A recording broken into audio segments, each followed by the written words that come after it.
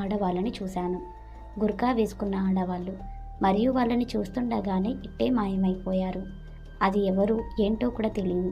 మేము ఊరికి కొద్ది దూరంలో ఇల్లుని తీసుకున్నాము.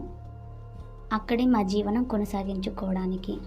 కొంచెం చివరగా ఉన్నా కానీ అడవిలా ఉంది చుట్టూ. ఆ ఇంట్లో ఏ దృశ్యశక్తులు లేవని కూడా మాకు తెలుసు. ముందే మేము పూజ చేసుకొని ఆ ఇంట్లోకి వెళ్ళిపోయాము.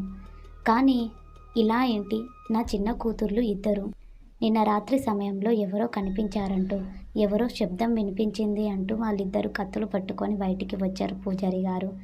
అసలు నా పిల్లలు ఏమనుకున్నారో, వాళ్ళకేం కనిపించిందో తెలియదు, కానీ నేను చూసినప్పుడైతే ఇద్దరు ఆడవాళ్ళు కనిపించారు. నా ఇంటి వైపు రాత్రి సమయంలో ఇద్దరు ఆడవాళ్ళు ఎందుకు వచ్చారు మరియు అప్పటికప్పుడే మాయమైపోయారు.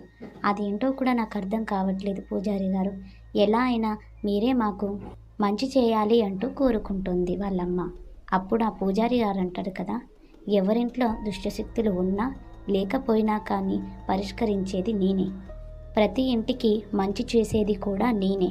ఏ పూజ చేసినా కానీ ఇంట్లో ఎటువంటి దుష్టులు లేకుండా, దుష్టశక్తులు రాకుండా చూసుకునేది కూడా నేనే. గురించి పూర్తిగా నువ్వు నాకు చెప్పావు.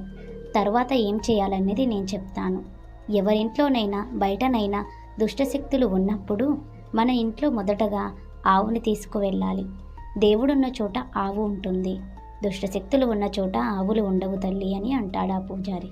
కానీ ఆ అమ్మ ఆశ్చర్యంగా పూజారి వైపు చూస్తూ ఇంకా వింటూనే ఉంది. మీ ఇంట్లోకి ఒక ఆవుని తీసుకెళ్ళండి.